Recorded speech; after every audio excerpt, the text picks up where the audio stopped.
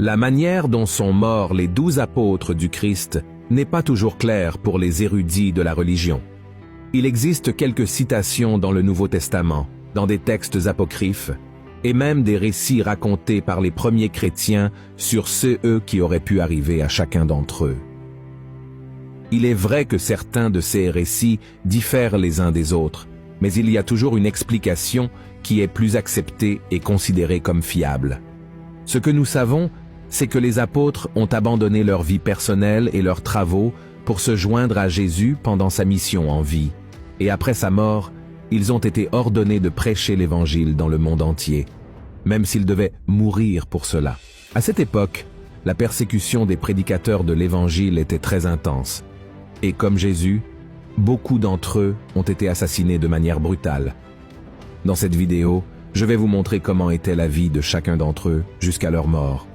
Mais avant de commencer, je voudrais vous demander de vous abonner à ma chaîne. Il vous suffit de cliquer sur le bouton sous la vidéo, de vous abonner, et à côté apparaîtra une cloche. Cliquez sur cette cloche pour être averti par YouTube chaque fois que je publie une nouvelle vidéo, d'accord? Alors venez marcher avec moi tous les jours, d'accord? Ensuite, après la mort de Jésus, les apôtres ont continué à répandre le christianisme de Jérusalem à Damas, Antioche, l'Asie mineure, la Grèce et enfin à Rome. Découvrez comment était la vie de chacun d'eux selon les récits bibliques et les traditions. L'apôtre Pierre. Pierre était le disciple le plus âgé, et c'est à lui que Jésus a confié le leadership de l'Église et des apôtres. Voyez ce qui est écrit.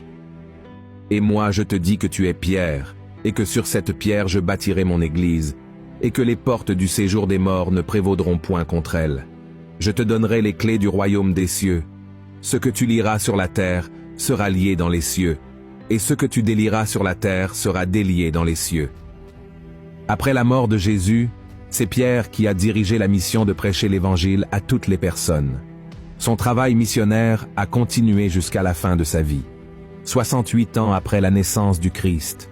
Après la mort de Jésus, l'apôtre Pierre a poursuivi son œuvre missionnaire pendant encore 35 ans, et selon la tradition, il aurait été crucifié à Rome. Il aurait demandé à être crucifié tête en bas, car il ne se considérait pas digne de mourir de la même manière que son Seigneur. Apôtre André. André était le frère de Pierre et également pêcheur. Il était déjà disciple de Jean-Baptiste, et, lorsqu'il rencontra Jésus, il présenta son frère Pierre à lui. André est mentionné à plusieurs moments importants dans les évangiles, et était l'un des disciples les plus proches de Jésus, aux côtés de Pierre, Jean et Jacques. L'apôtre était présent lorsque Jésus parla de la fin des temps, lorsqu'il monta au ciel après sa résurrection, et il joua un rôle très important dans l'expansion de l'Église primitive. La tradition rapporte qu'André a également subi de nombreuses tortures avant d'être crucifié en Grèce. Il aurait été en mission dans la province d'Achaïe où il fut crucifié, mais cette fois-ci sur une croix en forme de X. Ces restes furent découverts des siècles plus tard et emmenés en Écosse par la mer, où le bateau aurait fait naufrage. C'est pourquoi, jusqu'à ce jour, existe une île appelée Saint-André. Jean. Jean était le disciple le plus jeune de Christ et était également connu comme le disciple que Jésus aimait. Avec Pierre et Jacques, Jean faisait partie des amis intimes de Jésus et a été témoin de miracles et de révélations. Il a également été le seul apôtre à accompagner le Christ jusqu'à sa crucifixion, et selon la tradition, il aurait été jeté vivant dans de l'huile bouillante, mais n'aurait subi aucun dommage. Plus tard, sur ordre de l'empereur Domitien, Jean a été emmené en captivité sur l'île de Patmos, où il a reçu la révélation de l'Apocalypse. On croit qu'il est décédé de cause naturelle à l'âge de 94 ans dans la ville d'Éphèse. Philippe. Philippe fut la troisième personne à être appelée par Jésus pour être son disciple. L'apôtre participa à de nombreux miracles, et c'est à lui que Jésus demanda comment il pourrait nourrir la foule lors de l'épisode de la multiplication des pains et des poissons. Le disciple poursuivit sa mission en Asie, dans les régions de Phrygie et d'Héraclée. L'histoire de la mort de Philippe est confuse et jusqu'à aujourd'hui, on ne sait pas exactement comment il est mort.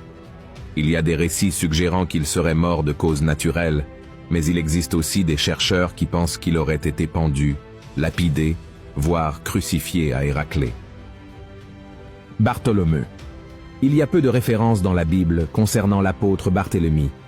Son nom est mentionné uniquement dans la liste des disciples, et selon certains récits qui ne se trouvent pas dans la Bible, l'apôtre aurait prêché de l'Asie mineure jusqu'en Inde. On dit qu'il aurait été écorché vif et crucifié la tête en bas à Albanopolis, en Arménie.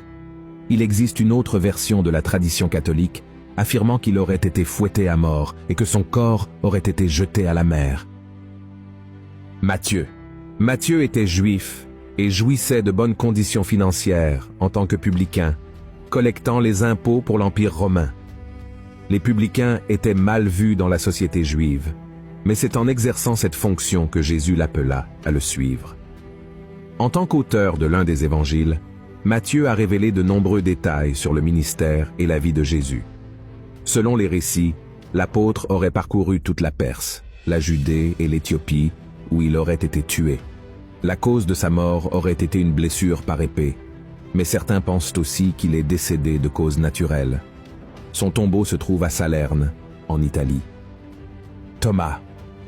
Malgré peu de détails dans la Bible, on peut percevoir la personnalité de Thomas, un homme sincère mais pessimiste et incrédule à certains moments. Dans l'épisode où Jésus décide de retourner en Judée pour ressusciter Lazare malgré le risque d'être lapidé, Thomas fait un commentaire à propos de cette décision. Voici ce qu'il a dit. Sur quoi Thomas, appelé Didyme, dit aux autres disciples, « Allons aussi, afin de mourir avec lui. » Cela montre sa sincérité, mais après la mort de Christ, l'apôtre a gagné en importance dans les récits bibliques en affirmant qu'il ne pourrait croire en la résurrection de Jésus que s'il pouvait toucher ses marques. Thomas voulait beaucoup voir Jésus, mais l'anxiété s'est transformée en incrédulité, et une semaine après la résurrection, Jésus est apparu à Thomas, montrant ses marques, et le disciple a alors cru. Il y a des rapports indiquant qu'il est mort transpercé par des flèches alors qu'il priait, et sa mort aurait été commanditée par le roi de Milapura dans la ville indienne de Madras en l'an 53 après Jésus-Christ. Simon le Zélote. On sait peu de choses sur Simon à part son origine. Il était originaire de Cana en Galilée. Il n'y a pas de détails sur sa mort, mais selon la tradition catholique, l'apôtre aurait été coupé en deux par une scie. Dans les écrits de Zèbe, l'apôtre aurait été martyrisé à l'âge de 120 ans pendant le règne de Trajan. Il existe d'autres versions affirmant qu'il aurait été crucifié ou brûlé vif sur un bûcher en Arménie. Jacques, fils de Zébédée. Jacques était le frère de l'apôtre Jean, et les deux ont été surnommés par Jésus les fils du tonnerre. Ils travaillaient dans le bateau de son père en partenariat avec Pierre et André.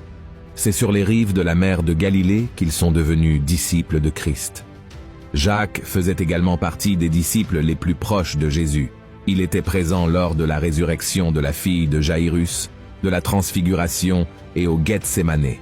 Il fut le premier apôtre à être martyrisé et le seul à avoir un récit biblique de l'événement.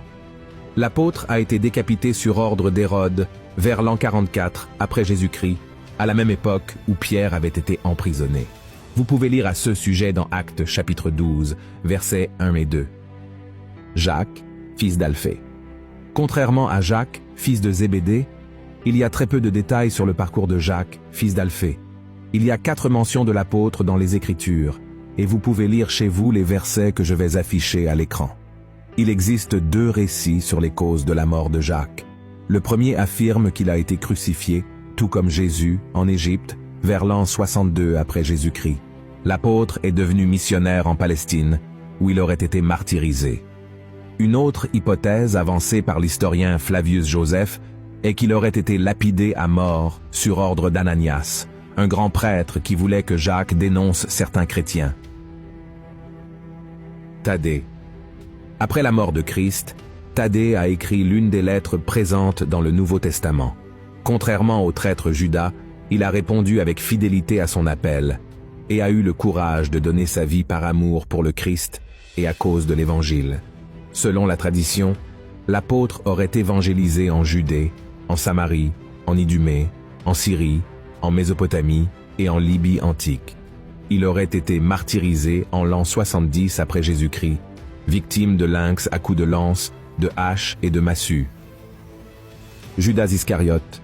Judas Iscariote était le disciple qui a trahi Jésus. Curieusement, c'est le disciple le plus souvent mentionné dans les évangiles après Simon-Pierre. Un autre détail est que son nom est toujours mentionné en dernier parmi les disciples. Judas était responsable de la gestion de l'argent, et malgré cette responsabilité et le fait qu'il marchait avec Jésus, le disciple avait l'habitude de dérober les valeurs collectées. Par remords d'avoir livré Jésus au prêtre en échange de 30 pièces d'argent, Judas a essayé de rendre l'argent, mais il a été rejeté et dominé par la culpabilité. Il a jeté l'argent dans le temple et est sorti pour se pendre. Voilà les récits de la vie et de la mort des apôtres. Vous vous demandez peut-être, mais aujourd'hui, pasteur, existe-t-il encore des apôtres comme autrefois? La vérité est que le titre d'apôtre était directement lié aux personnes qui ont vu Jésus lorsqu'il était sur terre. Cependant, la Bible dit aussi dans Éphésiens chapitre 4, verset 11, que Dieu choisit certains pour être apôtres, et à cause de cela, certaines dénominations aujourd'hui consacrent des personnes qui croient avoir ce don ministériel. Le fait est que chaque chrétien a un appel de Jésus à annoncer l'évangile aux personnes autour de lui, et celui qui obéit à ce commandement suit les pas des apôtres qui ont tout donné pour que beaucoup connaissent Jésus. Amen. Si vous avez aimé ce message, partagez-le avec vos amis et abonnez-vous à ma chaîne. Je vous attends dans la prochaine vidéo. Que Dieu vous bénisse.